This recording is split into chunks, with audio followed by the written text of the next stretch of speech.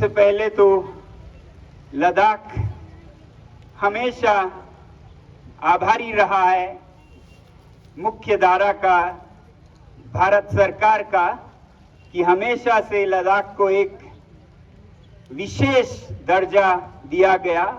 जिस तरह से शेड्यूल ट्राइब दिया गया लद्दाख के लोगों को, क्योंकि यहाँ के लोग अलग जनजाति के हैं, इंडिजिनस पीपल हैं, तो उसी हिसाब से शेड्यूल ट्राइब का दर्जा दिया गया। बहुत आभारी हैं हम। फिर 3 साल पहले, 3.5 साल पहले यूनियन टेरिटरी का दर्जा दिया गया। बहुत आभारी हैं हम। जो हमारी मांग और सपना था दशकों से, वो दिया गया लद्दाख को अब के सरकार ने, उसके लिए भी हम बहुत शुक्रगुजार हैं। उसके ऊपर फिर पूरे वचन और आश्वासन दिया गया कि अब इस यूटी को हम संरक्षण भी देंगे, और संरक्षण भारतीय संविधान के अनुच्छेद 244 के 6वें शेड्यूल में देंगे। ये वचन दिया गया था। वचन भी सरकार ही से आया था, रूलिंग पार्टी से ही आया था। अलग अलग मंत्रियों ने, अलग अलग मंत्रालयों ने, अलग अलग सरकारी इदारों ने लिखित में ये आश्वासन, ये वचन लद्दाख को दिया था। और हम भी निश्चिंत थे कि जिसने ये सबसे बड़ी मांग पूरी की, वो छोटी मांगे तो पूरी करेंगे ही, क्योंकि यही मांग भी थी लद्दाख की, UT with legislature protected by 6th schedule. मगर अब 3-3.5 साल आने को आए और इस छोटे मांग पर, छोटे जो प्रावधान है, उस पर हम कुछ कंजूसी देख रहे हैं सरकार से। हमें अभी भी उम्मीद है कि बात शायद ऊपर के उच्चतर स्तर तक पूरे से नहीं पहुंची है, वरना हम काफी मायूस भी हैं कि जो वार्तालाप हुए दिल्ली में कल 19 जून को, उसमें हालांकि सरकार को मालूम था लद्दाख के लोग क्या मांगते हैं, उन मांगों को सूची तक में रखने का पूरा जवाब नहीं दिया गया। और आज 1 हफ्ता हुआ मीटिंग के बाद भी कोई जवाब नहीं आया। अभी भी उम्मीद है, मगर पेशेंस, सब्र खत्म होता जा रहा है। मुझे डर है कि इस हद पे, इस दर पे अगर सरकार अपने वचन से पीछे हटती गई तो लद्दाख के लोगों का दिल टूट जाएगा, और लद्दाख के लोगों में जो जज्बा है देश के लिए, जो देशभक्ति है, उसमें भी कमी आ सकती है। डर ये नहीं है कि लद्दाख के लोगों का देशभक्ति, राष्ट्रभक्ति दिल्ली या मुंबई के लोगों से कम हो जाएगा। डर मुझे ये है कि यहाँ की देशभक्ति दिल्ली और मुंबई के कहीं बराबर ना हो जाए। दिल्ली और मुंबई में जो शहरी हैं, जो कि दिल्ली भारत के दिल में रहते हैं, मैंने बहुत देखा है उनकी देशभक्ति को। ज्यादातर वक्त मैंने ये देखा है लोग सरकार को किस तरह से नुकसान दें और अपना किस तरह से ज्यादा फायदा लें, उसमें गुजारते हैं। टैक्स चोरी करने में लगे रहते हैं, इधर का माल उधर करने में लगे रहते हैं। उसे मैं देशभक्ति नहीं कहता हूं, उसे मैं देशद्रोही कहता हूं।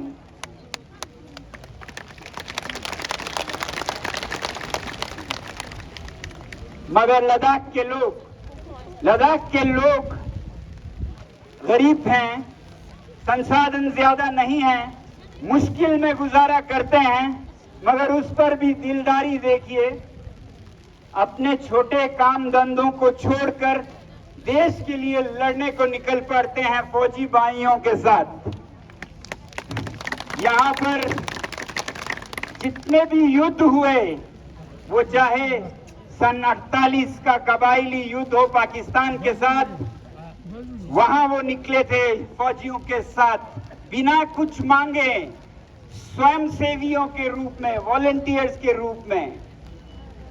फिर 65 की जंग हो पाकिस्तान के साथ, या 62 का जंग हो चीन के साथ, या 99 में का कारगिल युद्ध हो, हर एक जंग में लद्दाख के लोग फौज के साथ कंधे से कंधा मिलाकर उनके लिए रसद पहुंचाते, उनके लिए मदद करते युद्ध स्थल तक। और महिलाएं अपने घरों में पकवान बनाकर उनके लिए ले जाते हैं। उन्होंने कभी किसी चीज की मांग नहीं की, इसके बदले हम ये देंगे।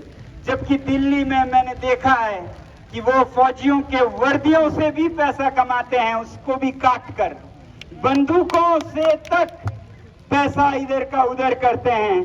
तो वो देशभक्त हैं, या मैं कहूंगा चीन के एजेंट हैं, जिनके वजह से शायद युद्ध हो तो शायद भारत पीछे पिछड़ जाए, क्योंकि ऐसी वर्दियां पहनकर ऐसे बंदूकें लेकर जाएं जिसमें कपला हुआ है तो क्या लड़ेगा भारत।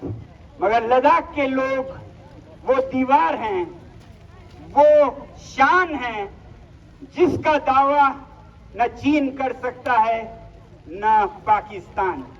चीन अपने फाइटर्स का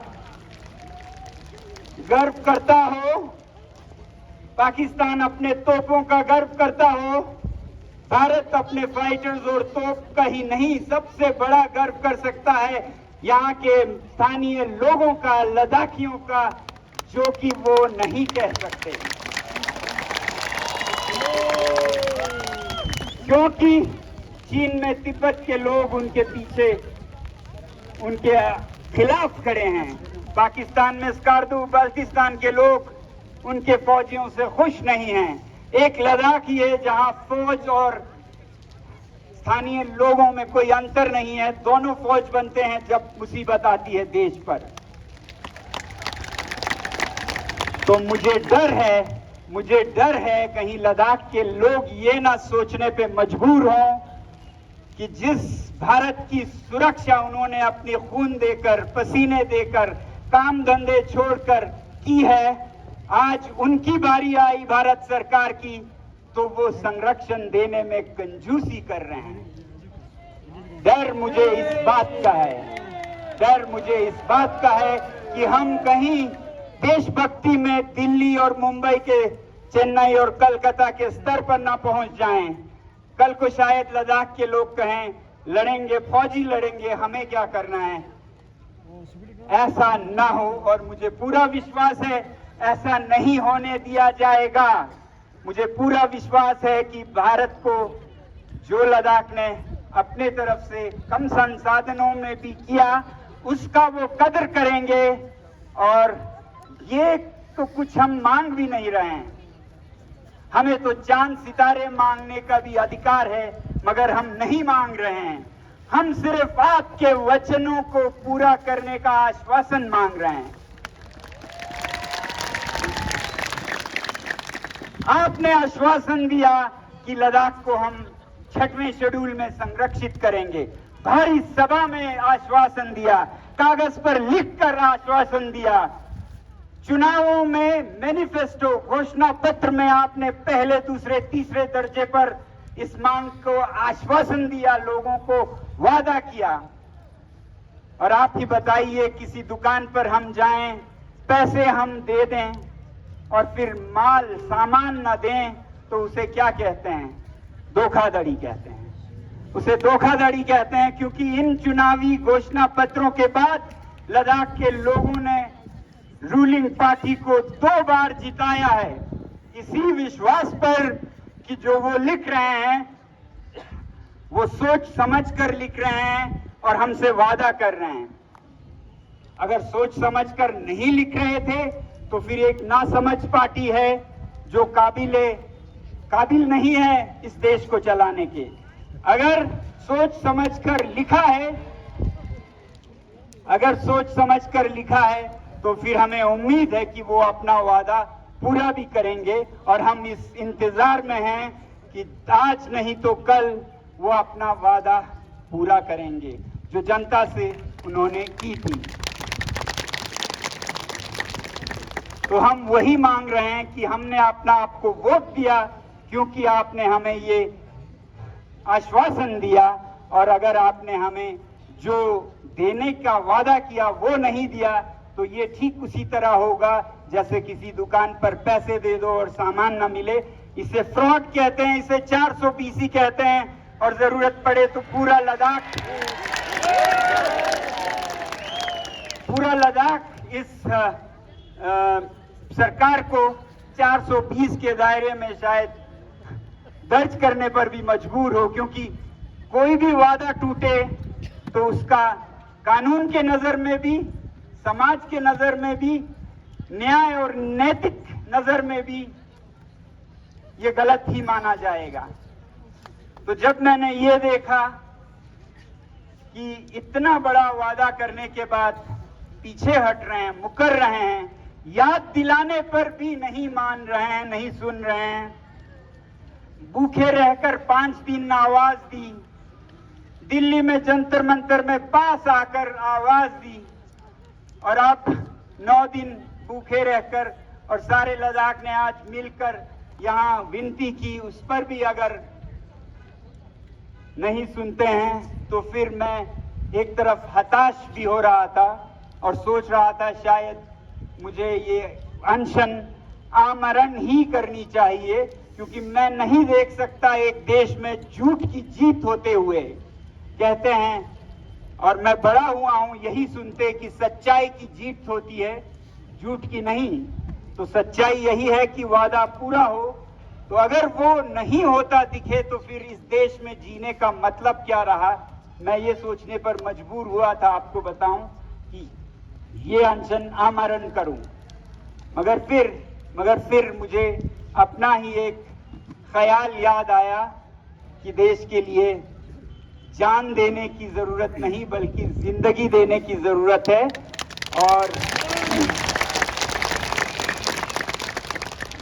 और इस संदर्भ में कहें तो सच्चाई के लिए जान देने की जरूरत नहीं है, जिंदगी देने की जरूरत है, क्योंकि जान के साथ सच्चाई भी मर सकती है। तो मैंने ये सोचा कि अब शायद इसी सच्चाई को देश में फैलाने का एक मिशन बनाया जाए, क्योंकि आज मैं देखता हूं और बहुत विचलित होता हूं, बहुत डिस्टर्ब होता हूं कि कहीं कोई भरोसे का कोई उम्मीद नहीं दिखता है इस देश में। हर कोई एक दूसरे पर शक की नजर से देखता है, चाहे वो सरकार लोगों पर, लोग सरकार पर, स्कूल में शिक्षक विद्यार्थियों पर, विद्यार्थी शिक्षक पर, कोई भरोसा ही नहीं है। किसी भी जगह पर कोई भी कुछ भी बोल देता है और पूरा नहीं करता है और उसे आम माना जाने लगा है। तो इसे बदलना होगा और इसी वजह से शायद दुनिया के ट्रांसपेरेंसी इंटरनेशनल के ईमानदारी के जो एक सूची बनाई गई दुनिया में ईमानदार देशों की, उसमें भारत पहले नंबर पे नहीं आया, दूसरे पे भी नहीं आया, तीसरे पे भी नहीं आया।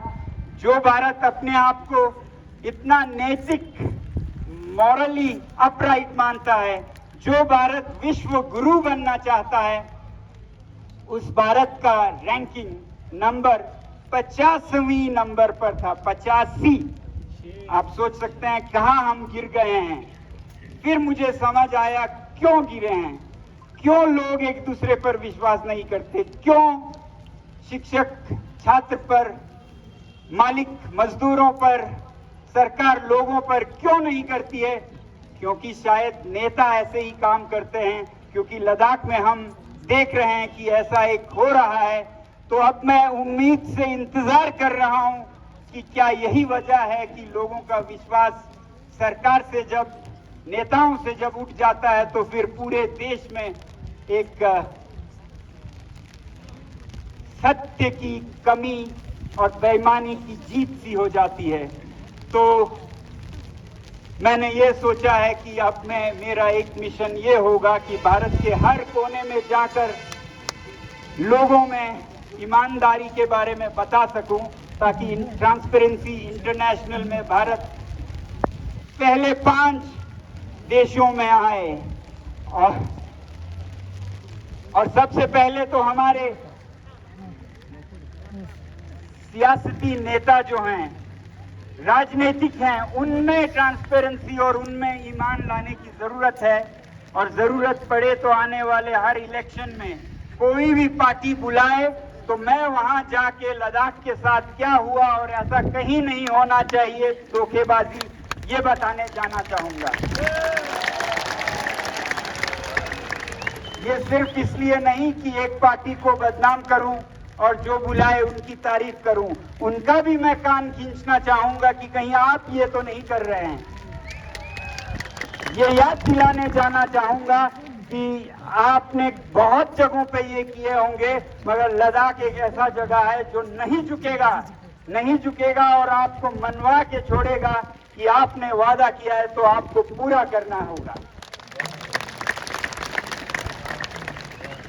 बस यही उम्मीद है आखिर में कि ये सब जो मैं कह रहा हूं वो गलत हो। यही दुआ है मेरी कि ये सब कहीं नीचे के नेतृत्व से, कहीं नीचे के अफसरों से आई हुई बातें हैं। ऊपर सब कुछ ठीक है, ये मेरी उम्मीद है। इसी उम्मीद पर मैं कुछ और दिन इंतजार करूंगा और हमारा पूरा लद्दाख अगले कुछ महीने तक इंतजार करेगा कि ये सब हमारा भ्रम था, सच्चाई कुछ और है, सच्चाई की जीत होती है। इतना ही मैं कहूंगा। जय हिंद, जय भारत, जय लद्दाख।